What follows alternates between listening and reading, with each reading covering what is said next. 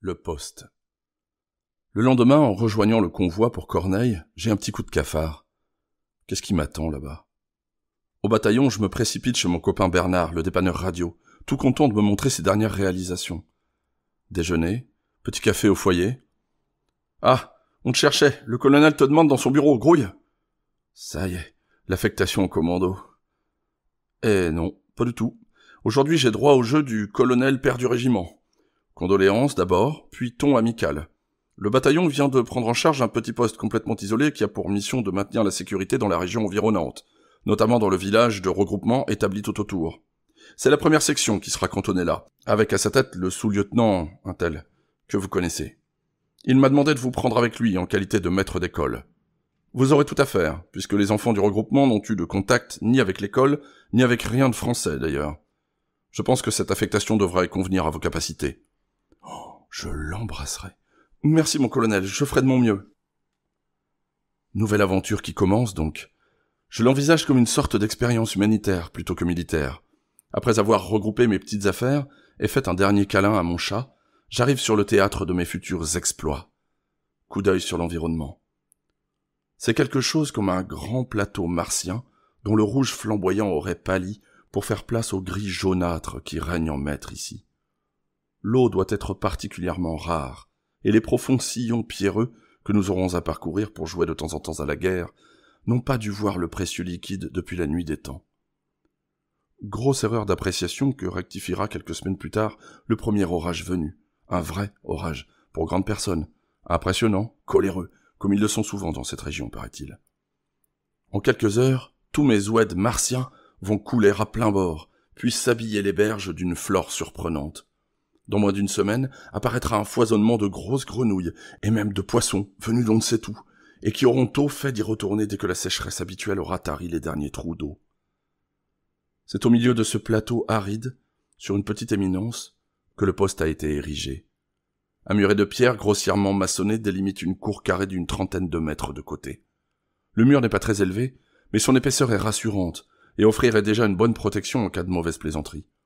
D'ailleurs, les plaisantins auraient à parcourir quelques centaines de mètres en terrain parfaitement découvert, puis à gravir la butte assez pentue, enfin à se frayer passage à travers le réseau de barbelés qui ceinture tout l'ouvrage à quelques mètres du mur. Une large ouverture dans le mur et les barbelés, côté est, autorise le passage des véhicules, et n'est fermée que la nuit. Voilà, cette fois-ci on est vraiment dans le bled. Une vraie colonie de vacances, où on va passer quelques mois qui compteront dans notre existence. Le cadre et l'ambiance rappellent cette chanson de Jacques Brel, « Je m'appelle Zingra et je suis lieutenant », reprise dans un film, Le désert des Tartares, où Noiret joue magnifiquement, comme toujours, le rôle du commandant du Fortin en plein désert.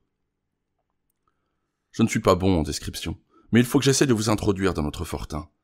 À droite, en entrant, vous découvrez une tranchée savamment creusée le long du mur. Inutile de pincer le nez. Nos latrines, évidemment contre nous on ne dit pas latrines, sont assez souvent arrosées de crésil, et de toute façon on n'y passe pas des heures. Ouais, mais l'intimité. Ah, elle est préservée, lecteur pudique. Une petite murette de touve, les briques de terre séchées au soleil, abrite l'essentiel du client. Comme la murette n'est pas bien haute, on sait de loin que l'endroit est occupé, et on a tout loisir de tailler un brin de causette en attendant son tour. Après les latrines se trouve l'emplacement du mortier, un mortier de 120, tout neuf, que le sous-lieutenant a réussi à se faire attribuer pour défendre son coin de territoire. Par chance, peu de temps après l'installation de l'engin, une fumée forcément suspecte s'est élevée très loin sur les contreforts de la montagne qui borde notre plateau. Bonne occasion pour essayer. Un vrai tremblement de terre, un nuage de poussière à l'emplacement de l'arme. Et, tout là-bas, le petit panache de l'explosion qui marque l'échec de la fumante rébellion. Le contrevenant, sans doute un berger, peu au fait des horaires autorisés, a fait fi ça pour éteindre le brasier délictueux et trouver un endroit plus calme pour y faire griller ses merguez. Un deuxième obus a été tiré pour assurer le coup, puis on a remis la housse. Et depuis, l'imposante machine dort du sommeil du juste. On ne la dérangera plus que pour la nettoyer et la graisser. Contre le mur nord s'élèvent les bâtiments les plus intéressants.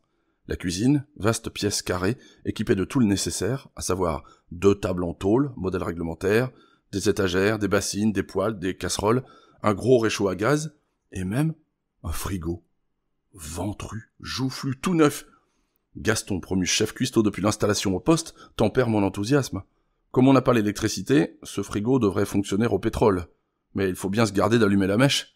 On a tout essayé, bien respecter le mode d'emploi, rien à faire. Ça fume, ça pue, et ça chauffe. Désolant. Ça fera toujours un placard, et quand la chaleur deviendra intenable, on nous a promis des pains de glace qui nous autoriseront 1 ou 2 plats de viande fraîche dans la semaine. Toujours à côté au mur nord, le foyer réfectoire. On y a monté un vrai bar, dont le tenancier, un Normand, déplore l'absence de calva, mais sans console, à longues et fréquentes rasades de bière, ce qui lui vaudra la rarissime particularité de monter la garde sans munitions. Car pas question de sauter son tour, mais pas question non plus de confier une arme chargée à quelqu'un de trop imbibé. Enfin, une petite pièce pimpante et militairement décorée termine la bâtisse. C'est le mess. Mais oui, nous avons un mess ici, en plein bled. Une table de 4 places, en cas de visite galonnée, où siège le sous-lieutenant à chaque repas. C'est qu'il ne s'agit pas d'aller s'encanailler au réfectoire avec la troupe. Une seconde table, séparée de la première par une petite murette, accueille nos 2 sergents et constitue le mess des sous-offs. Ils tordent bien un peu le nez, mais le règlement est le règlement, et ils ne peuvent venir nous rejoindre, radieux, qu'en l'absence de leur supérieur, et à son insu. Nos chambrées occupent tout le côté ouest. 3 de 6, dont l'une est réservée au FSNA. Cela peut paraître choquant, mais la langue, la culture, les habitudes religieuses notamment, la radio, seraient d'inévitables sources de conflits, et ni eux, ni nous, n'y tenons. Dans la journée d'ailleurs, les repas, activités et loisirs nous réunissent sans le moindre problème. L'un d'eux, ouvrier à Paris dans le civil, est un joyeux drille de la même classe que Gaston et moi, et nous formons un trio que seule la quille parviendra à disloquer. Les 2 sergents occupent une chambre plus exiguë, où nous nous invitons parfois pour discuter au calme, ou faire une belote. Eux aussi sont de très bons copains, et leur galon ne leur est pas monté à la tête. Le chef de poste dispose, lui, d'une chambre-bureau, tout au bout du bâtiment. Dans l'angle sud-ouest, juste à côté de la chambre du sous-lieutenant, trône la tour. Elle comprend un rez-de-chaussée où s'entasse tout un bric-à-brac de matériel divers, projecteurs à gaz, de pétrole, huile, matériel radio, outils, batteries, etc. Un coin de ce rez-de-chaussée a été aménagé en chambre pour les 2 radios qui passent le plus clair de leur temps dans cette tour. Au premier étage, en effet, le gros 500 reste en veille jour et nuit, et l'oreille exercée du spécialiste est indispensable pour démêler dans cette forêt de sifflements, de bips et de titi-tatat, ce qui est intéressant de ce qui ne l'est pas. Exercés, ils le sont à tel point que non seulement ils traduisent le morse à vitesse supersonique, mais qu'ils sont même capables de vous dire qui de leurs collègues est en train d'opérer à l'autre bout de l'antenne. Quand il faut émettre, ils ne sont pas trop de 2, car l'opération nécessite beaucoup plus d'énergie électrique, ce qui viderait trop vite les batteries. Nécessité, donc, de faire tourner la gégène, ce qui demande des muscles performants. Je suis bien obligé de préciser ici que gégène est le diminutif de génératrice de courant électrique, et ne désigne nullement au départ un instrument de torture. Que la perversion humaine soit allée jusqu'à utiliser cette brave mécanique à des fins barbares, c'est une autre histoire. Au-dessus de cet étage, on a accès à l'observatoire, la sentinelle placée là 1 heure avant la chute du jour, a la mission de scruter à la jumelle le moindre repli de terrain. C'est long et fatigant, mais nécessaire si l'on veut que les copains passent une nuit calme. Est-il bien nécessaire de mentionner encore, exactement au centre de la tour, le grand mât des couleurs? Le drapeau y est hissé et salué chaque matin, et le sous-lieutenant nous a promis juré qu'il en serait ainsi, au moins jusqu'à la fin des temps. Nous, on veut bien, mais... Bon, assez de description. Je vous parlerai du trou une autre fois. Il faut que je me prépare à mon métier de maître d'école. Le sous-lieutenant a reçu un impressionnant matériel pédagogique. Un tableau noir, authentique, muni de sa boîte de craie, une dizaine de posters illustrés, montrant des objets et scènes de la vie quotidienne, et voilà. Ouais, que voulez-vous de plus? Ah si, un tabouret de réfectoire et une petite table de bois serviront de chaire pour le prof. Les élèves, eux, n'ont jamais posé leur derrière ailleurs que par terre, et il n'est pas encore question de leur imposer l'usage de la chaise et du bureau. Tout a été installé en 1/4 d'heure environ dans l'école. J'avais oublié de dire qu'il y a une école depuis hier, une énorme guitoune militaire, toile indestructible, vu son épaisseur, arrimée solidement à des tubes d'acier impressionnants, fixés profondément au sol. Il paraît qu'il faut bien tout ça pour résister aux coups de vent qui viennent parfois balayer le plateau.